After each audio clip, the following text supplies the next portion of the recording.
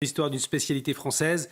Et là, on va le voir, le pâté en croûte. Délicieux, regardez-moi ça. Waouh. Champion du monde, celui-ci. C'est intéressant parce que le pâté en croûte, ou le pâté croûte, les deux se disent, c'est vraiment sans doute un des plats les plus anciens. Dès l'Antiquité, on voit que ce plat existe. Il était déjà, les légions romaines avaient de la viande dans une croûte de farine, mais une croûte qui était tellement dure que on ne pouvait pas la manger. Et donc pendant des années, on a eu finalement le pâté en croûte comme simplement un moyen de conserver les aliments ou de les cuire sans que ça soit un mets de très très grande qualité.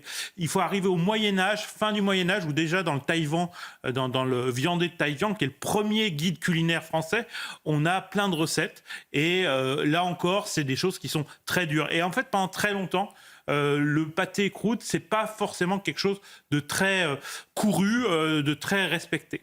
Et puis à la Renaissance va arriver le beurre.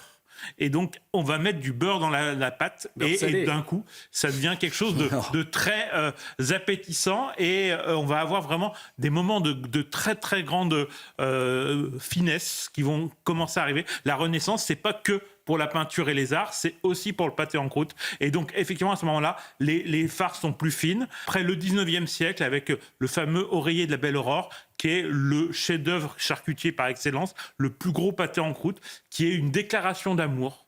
Au début, c'est un poème charcutier, puisque l'oreiller de la Belle Aurore, la légende en tout cas, c'est que le cuisinier de Brillat-Savarin, qui est l'un des plus grands gastronomes français, était amoureux de sa mère, qui s'appelait Aurore, et que vu qu'en tant que charcutier, il n'avait pas l'usage des mots et des poèmes, il a décidé de lui faire un poème charcutier avec le plus grand pâté en croûte, avec le plus de viande fine, et ça a été le début de ce pâté en croûte. Et c'est une happy end parce que ce pâté qui avait été pendant très longtemps, y compris dans les années 80, délaissé, grâce aux championnats du monde, grâce à des charcutiers exceptionnels qui l'ont hissé au rang d'œuvre d'art, parce que maintenant c'est de la marqueterie, c'est grâce à Instagram, parce qu'en fait Instagram, vu que ça rend visible les choses, on voit la beauté du pâté en croûte, et ben ça a été la vraie révélation. Et le happy end, aujourd'hui, il y a un comeback. C'est formidable, le pâté croûte, l'histoire du pâté croûte magnifique, c'est le samedi soir, c'est Olivier Vial, c'est la France dans une assiette.